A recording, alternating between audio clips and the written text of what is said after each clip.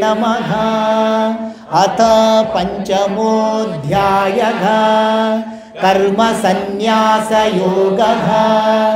अर्जुन उवाच सन्न्यासं कर्मणां कृष्ण पुनर्योगं च शंससि यच्छ्रेययेतयोरेकं तन्मे ब्रूहि सुनिश्चितम्।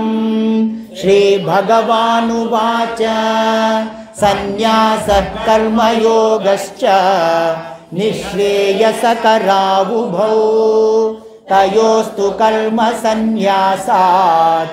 कर्मयोगो विशिष्यते।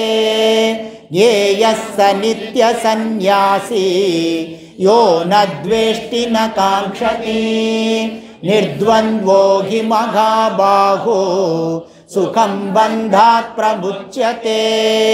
सांख्ययोगौ पृथक् बालाः प्रवदन्ति न पंडिताः एकमप्यास्थितः सम्यक् उभयोर्विन्दते फलम्।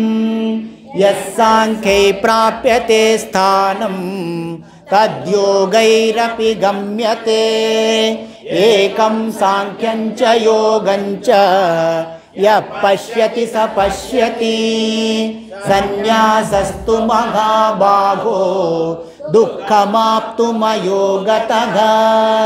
योगयुक्तो मुनिर्ब्रह्मा नाधिगच्छति योगयुक्तो विशुद्धात्मा विजितात्मा जितेन्द्रियः। सर्वभूतात्मा भूतात्मा कुर्वन्नपि न लिप्यते नैव किञ्चित् करोमीति तत्त्ववित्। पश्यन् शृण्वन् स्पृशन् जिघ्रन् अश्नन् गच्छन् स्वपन् श्वसन् प्रलपन् विसृजन् गृह्णन् उन्मिषन् निमिषन्नपि इन्द्रियाणीन्द्रियार्थेषु वर्तन्त इति धारयन् ब्रह्मण्याधाय कर्माणि लिप्यते न स पापेन पद्मपत्रमिवाम्भसा।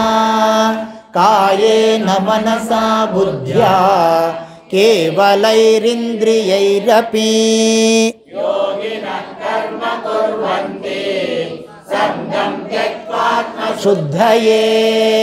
युक्तः कर्मफलं त्यक्त्वा शान्तिमाप्नोति नैष्ठिकीम्। अयुक्तः कामकारेण फले सक्तो निबध्यते। सर्वकर्माणि मनसा सन्न्यस्यास्ते सुखं वशी। नवद्वारे पुरे देहि नैव कुर्वन् न कारयन्। न कर्तृत्वं न कर्माणि लोकस्य सृजति प्रभुः। न कर्मफलसंयोगं स्वभावस्तु प्रवर्तते। न दत्ते कस्यचित् पापं न चैव सुकृतं विभुः। अज्ञानेनावृतं ज्ञानं तेन मुह्यन्ति जन्तवः। ज्ञानेन तु तदज्ञानं नाशितमात्मनः। तेषामादित्यवज्ञानं प्रकाशयति तत्परं। तद्बुद्धयस्तदात्मानः तन्निष्ठास्तत्परायणाः गच्छन्त्य पुनरावृत्तिं ज्ञाननिर्धूतकल्मषाः। विद्याविनयसम्पन्ने ब्राह्मणे गविहस्तिनि पंडिता समदर्शिनः। इहैव तैर्जितः सर्गो येषां साम्ये स्थितं मनः। निर्दोषं हि समं ब्रह्म सुब्रह्मणि ते स्थिताः। न प्रहृष्येत् प्रियं प्राप्य नोद्विजेत् प्राप्य च प्रियम्। ब्रह्मविद् ब्रह्मणि स्थितः बाह्यस्पर्शेष्वसक्तात्मा विन्दत्यात्मनि यत्सुखं स ब्रह्मयोगयुक्तात्मा सुखमक्षयमश्नुते ये हि संस्पर्शजा भोगा दुःखयोनय एव ते आद्यन्तवन्तः कौन्तेय न तेषु रमते बुधः सोढुं प्राक्शरीरविमोक्षणात् कामक्रोधोद्भवं वेगं स युक्तः स सुखी नरः योऽन्तः सुखोऽन्तरारामः तथान्तर्ज्योतिरेव यः ब्रह्मनिर्वाणं ब्रह्मभूतोऽधिगच्छति लभन्ते ब्रह्मनिर्वाणं ऋषयक्षीणकल्मषाः छिन्नद्वैधायतात्मानः सर्वभूतहिते रताः